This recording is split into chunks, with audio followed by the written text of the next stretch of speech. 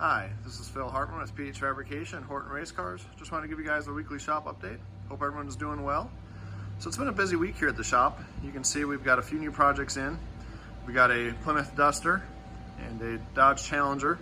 And in the far bay, we've got the orange Challenger yet. So definitely a shop full of Mopars, which is pretty unique. But this Duster is a really clean car. I'm really happy to have it in the shop. It came in to get a full roll cage put in. Now, one thing about this roll cage, it's completely made out of Docol R8 material. And you can see we've got the main hoop in place. And we also have the halo bent up. And once we get the halo tacked into place, then we'll get the pillar bars and door bars all into place. So over here you can see we've got the halo bent up and it's coped. Just got to get it tacked in. Now, one thing about the Docol R8 material, you can see I got chromoly here. Now, chromoly is ran over a die to be formed. So they run it over multiple dies, and that's how they get the tube to be formed. Docol R8 is a piece of sheet that is ground, so it gives you a perfect wall thickness. It gives you also a nice clean finish, but it is a welded seamed tube. They are saying the Docol is about 15% stronger than chromoly, and the wall thickness is consistent all the way through. Versus chromoly, you might get a fluctuation of 1 to 2 thousandths. Isn't a lot over a full length, but that's their selling point on it.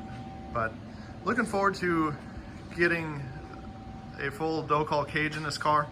Like, so we've done a few roll bars out of Docol for customers, but never a full cage, so looking forward to seeing how this all turns out. Now, over here on the 32 Ford Roadster, it's definitely making some good progress on it. We got the bomber seats mounted into place, seat belts are mounted. Got a access cover for the master cylinder, and then you can see I got the rivet gun in there. But what we're doing is riveting the firewall to the support that bolts the firewall to the frame. A lot of these 32 Fords, well, most of them, the firewall is removable. I'm not sure about on the fiberglass ones, but I know on the steel body cars, the firewall is completely removable. So you try to rivet the supports to the firewall, which is tied to the frame, and kind of gives the whole body a lot of support. Now, over here on the Dodge Challenger, what this car is in for, just to get the motor pulled out. We're going to pull the motor and transmission, a few other things, and the motor and transmission are going to get set into this orange car over here. And so normally I don't do an engine pull or engine swaps for customers. The only reason is because when we pull this motor out, I do have to make a front motor plate, a mid motor plate, and then do the fab work to put it in the orange car. So we'll get this motor set into the orange car, run some of the plumbing, and then the customer's going to pick up both cars and he'll handle the wiring and the remainder of the build. But looking forward to getting this motor out and getting it into this orange car to keep this project rolling and get it back to the customer. I know he's anxious to get racing this summer. Down here we got the funny car. Now, this car came in just for some updates. We remounted the rear end to give us a little bit more ground clearance. The car was built originally on a 3-inch ground clearance.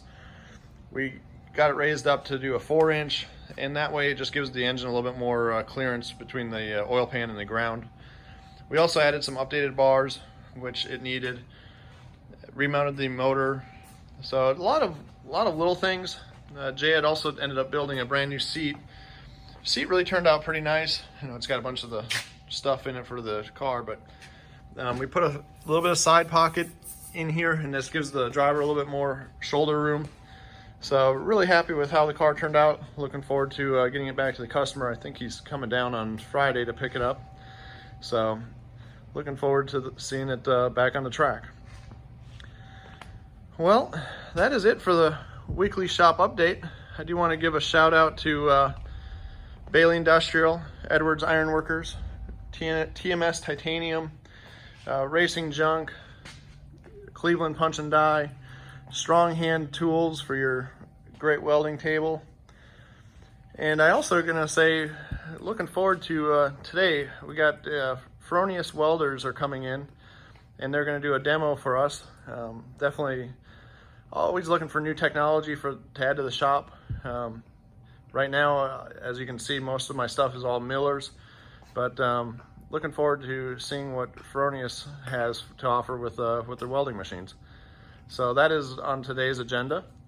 But on the next weekly shop update, I'll give everyone an update on how that went, or we'll try to do a quick post during the demo.